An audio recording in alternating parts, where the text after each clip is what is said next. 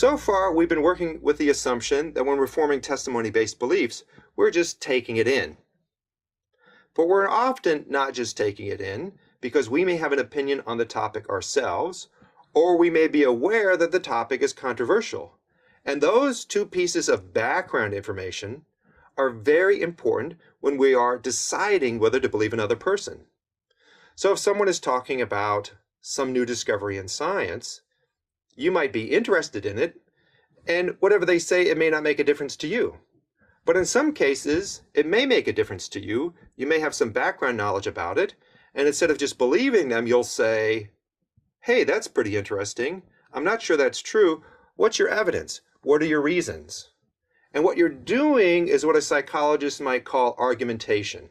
You're not getting in a fight. Hopefully you're not getting in a fight, but you're asking for their arguments, for their evidence, for their justifications.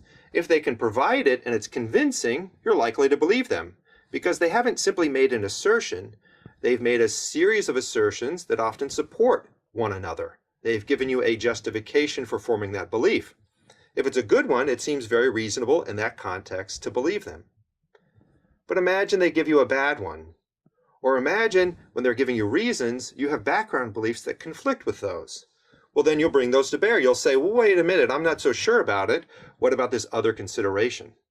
Now, if they can answer that and change your mind, then once again, they've given you an argument, justifications, or evidence, which would justify you in believing them. But if they can't, then maybe not believing them is the correct response, or at least suspending judgment, or possibly thinking that you need to do some more thinking about it yourself. So what often happens in those cases where we should not simply believe someone is that we're aware of the pressure to do more thinking about it ourselves, either to ask them for more evidence or to spend some time ourselves reflecting on the topic and doing our own inquiry into the evidence.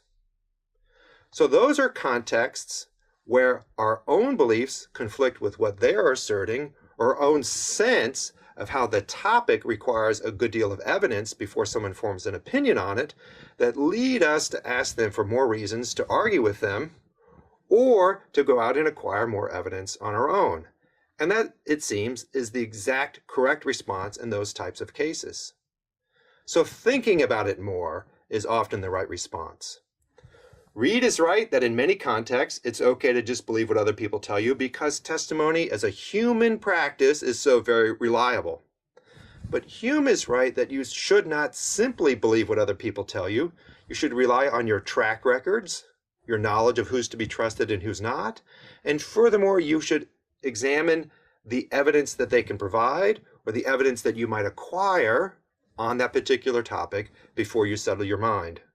The truth is in the middle, but we should be assured that for the most part, testimony is a very effective way of coming to acquire knowledge about our world.